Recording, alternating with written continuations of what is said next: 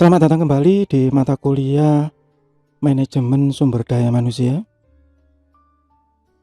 Kali ini kita ada di materi mengenai Effective Job Analysis.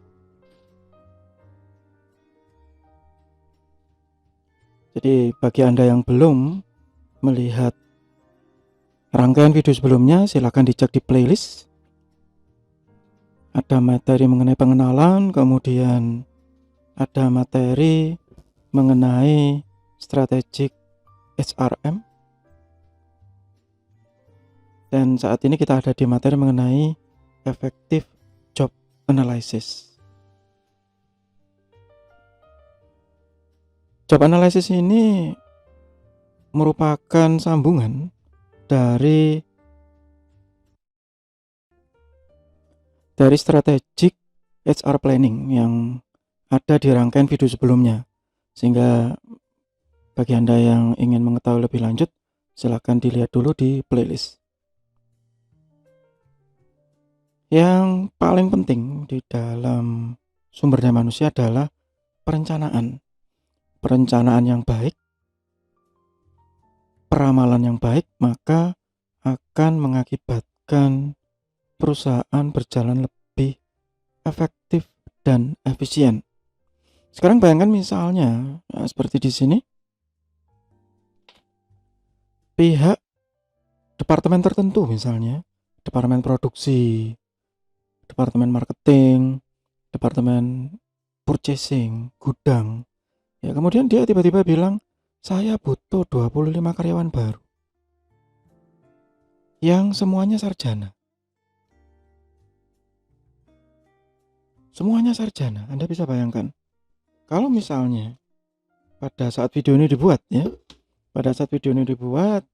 Februari 2021, kemudian manufaktur atau pabrik tersebut berlokasi di Jawa Timur saja, yang ada di kota besar ya, misalnya Surabaya, maka UMK itu sekitar 3,5 ya saat ini kalau saya tidak salah sebut.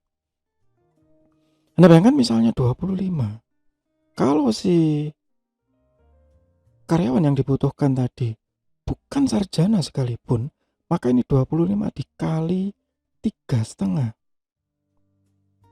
Sekarang Anda bayangkan lagi jika misalnya ini, anggap saja supaya mudah ya, maka saya mengalikannya dengan 4. Berarti 100 juta per bulan yang dibutuhkan oleh pihak perusahaan. Ya, anggaran baru. Bayangkan kalau ini 1 tahun, ya, maka kita 1.200 juta, 1,2 miliar. Bayangkan lagi bahwa kita hidup di Indonesia yang ada ketentuan pembayaran tunjangan hari raya, sehingga ini 1,3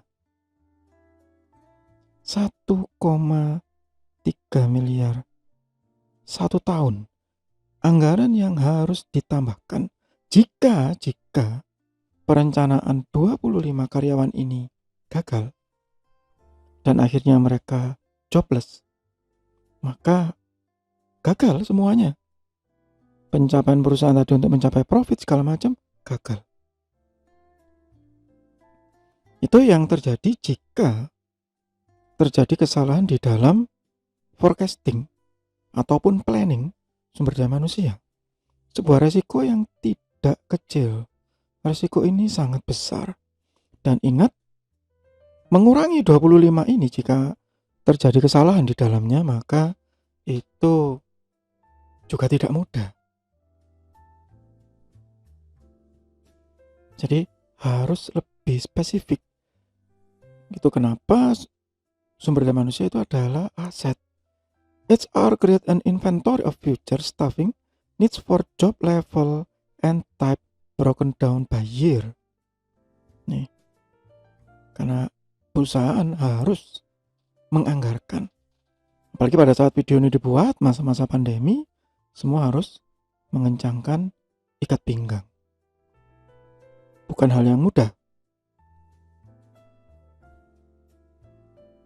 Ada beberapa hal yang mewajibkan perusahaan tersebut membutuhkan karyawan baru.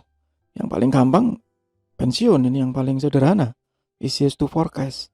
Ada berapa yang pensiun, kita harus menggantikan. Itu pertama. Atau dismissal. Entah itu PHK, entah itu kedisiplinan atau segala macam, mungkin bisa di forecast. Tidak memenuhi standar, kinerja jelek misalkan begitu. Atau transfer. Mungkin pindah, mungkin mutasi, mungkin ada perkembangan dari perusahaan tadi. Possible to forecast, ya. Atau mungkin ada pengurangan. Ini juga mudah. Atau ada yang cuti panjang, sabbatical. Misalnya cuti hamil. Kalau di universitas mungkin ada namanya cuti sabbatical ya untuk beberapa kondisi tertentu. Biasanya guru besar begitu. Mereka diberi satu hak istimewa biasanya, tapi tidak semua kampus ya melakukan hal tersebut. Biasanya dikasih sekitar 6 bulan ya, sampai 1 tahun untuk penelitian tertentu atau yang lain. Mungkin ini bisa diramal juga. Atau mungkin yang resign, voluntary quit. Nah, nggak tahu ini kapan. Siapa yang resign kita nggak tahu. Seringkali orang-orang resign itu dengan cara yang sangat mendadak. Atau penyakit. Ini juga tidak ada satupun yang berharap karyawannya sakit dan lama, prolong illness. Ya. Dan meninggal atau kematian. Ini juga sangat sulit untuk diramal. Tidak ada satupun dari kita yang tahu. Sehingga dibutuhkan job analysis supaya kebutuhan karyawan baru ataupun pemetaan karyawan lama itu bisa lebih efektif. Belum sampai ke level efisien, efektif saja. Nah, di sini harus melibatkan orang-orang yang betul-betul tahu activities within a job. Jadi betul-betul tahu apa yang nanti dikerjakan. Misalnya, karena materi ini lebih khusus untuk rekan-rekan di program studi sistem informasi, kemudian si sistem analis bilang, saya butuh 2 orang programmer baru. Kemudian pihak SDM tanya, butuh yang seperti apa Pak? Begitu. Oh, saya butuh yang S1 minimal, sistem informasi misalkan, IPK sekian misalkan, sekian dan sekian dan sekian. Oke. Hanya oke saja? Tidak. Karena harus didefinisikan. Pihak SDM yang harus mendefinisikan, mendokumentasikan. Nanti ngapain Pak programmer itu? Ini yang harus digali. Systematic exploration. Ada formulirnya, ada interviewnya, ada observasinya, ada pengamatannya. Apa nanti tanggung jawabnya? Jangan-jangan dia hanya bekerja sibuk 3 bulan, kemudian setelah itu nggak dibutuhkan lagi. Kalau seperti itu, ya kita cari karyawan kontrak saja atau outsource. Accountabilities of a job and the condition under which a job is performed. Penting nggak sih ini? Atau kita hanya cukup menambahkan overtime bagi tenaga yang sudah ada selama 2 bulan misalkan untuk menyelesaikan hal tersebut. Nah, ini yang paling penting dan yang paling sering diabaikan. Yang paling sering diabaikan oleh pihak sumber daya manusia adalah systematic exploration ini.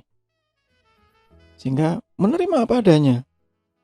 Ada departemen A minta karyawan sekian dengan keahlian sekian, langsung bilang iya.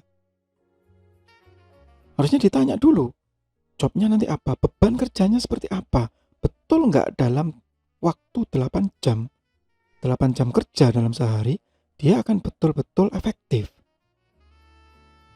Apa yang dikerjakan dia? Oh, kerjaannya nggak pasti Pak begitu. Karena kadang sibuk, kadang tidak. Nah, itu harus tetap dieksplorasi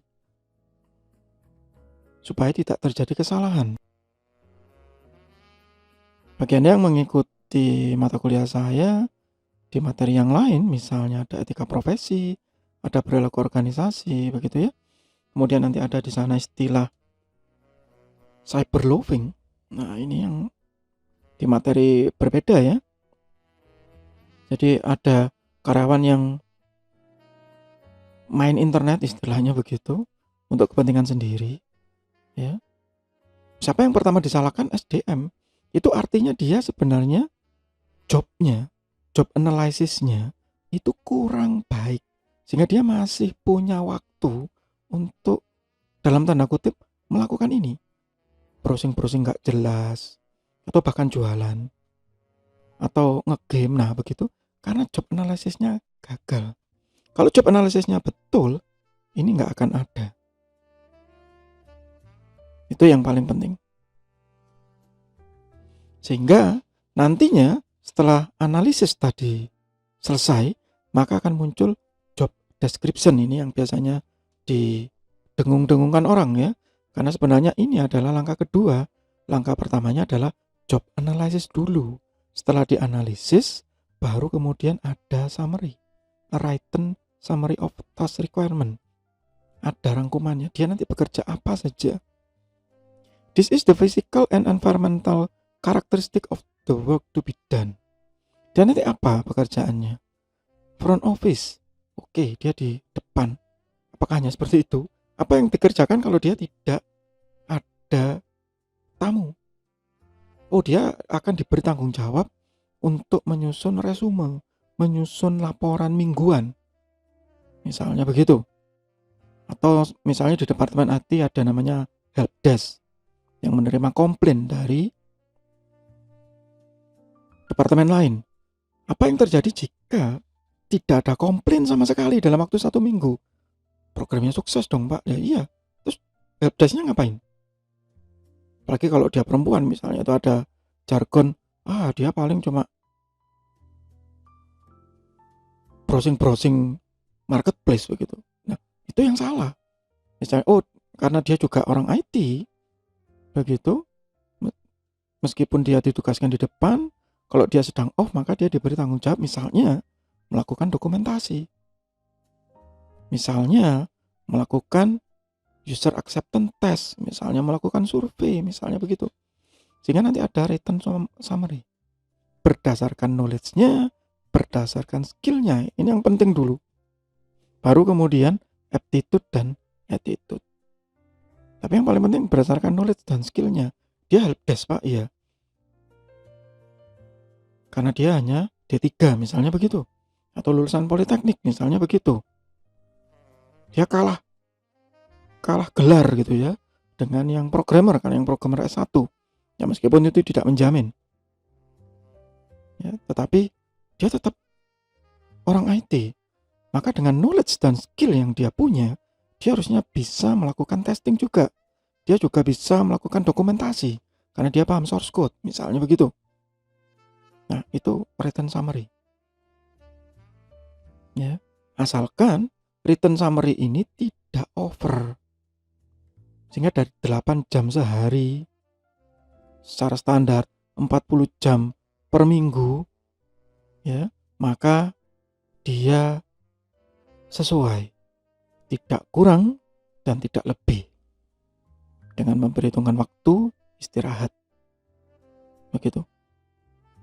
Kalau job description ini berhasil ya, semuanya itu bergantung kepada job analysis, di mana di situ ada persetujuan, legal validation of employment decision, bahwa orang yang direkrut tadi itu sudah setuju.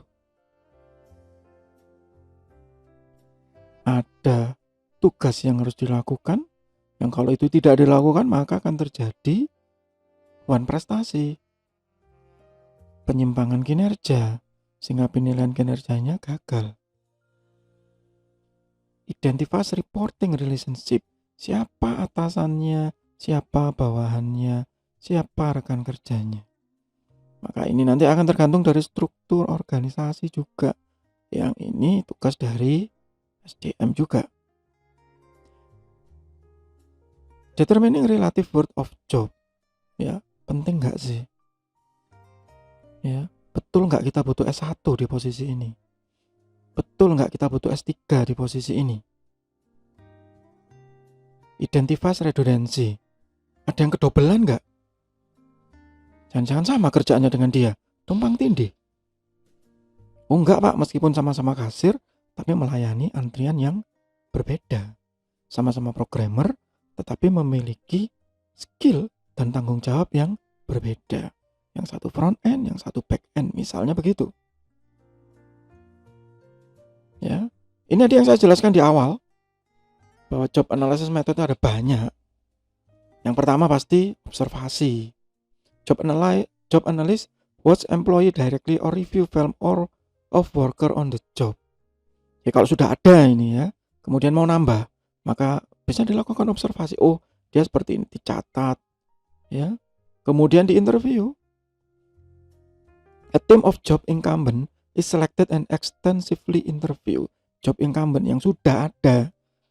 Ya, yang sudah ada di interview, apalagi yang senior ya, selected. Kemudian ditanya, betul nggak kerjanya begini? Mana yang kurang, mana yang tidak?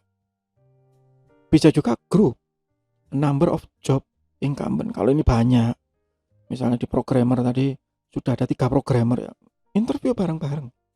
Tanya satu-satu, yang satu front end, yang satu back end, yang satu misalnya, oh dia bukan programmer, dia database. Apa yang kurang dari sini gitu? Tester Pak gitu. Sama-sama di interview sehingga akhirnya ketemu, oh tester nanti kerjanya begini, dari sini ke sini, dari sini ke sini, dari sini ke sini. Dan harus terstruktur, ada formulirnya, ada buktinya, specifically design questionnaire, dan harus technical conference, uses supervisor with an extensive knowledge of the job. Sehingga setelah selesai interview, selesai observasi, maka harus konsultasi dengan atasannya. Dan saat observasi ini, kalau bisa ya dengan diary ini, dicatat kerjaan sehari-harinya apa. Mereka kalau pagi ngapain sih? Oh pagi, dari jam 8 sampai jam 10 itu mereka begini. Setelah itu mencari error, ini sampai jam 12 segini. Nanti mereka balik dari makan siang, jam 1 sampai jam sini segini. Nah, jam 3 biasanya mereka break. Entah break minum kopi, entah break sholat asar, entah break ya istirahat sejenak begitu.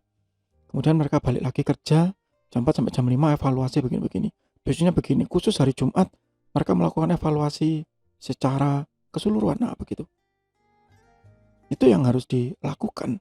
Dan ini yang seringkali terlewatkan oleh pihak sumber daya manusia. Demikian sementara untuk bagian pertama dari materi efektif job analysis, masih di mata kuliah manajemen sumber daya manusia. Semoga bermanfaat, tetap sehat, tetap semangat. Terima kasih.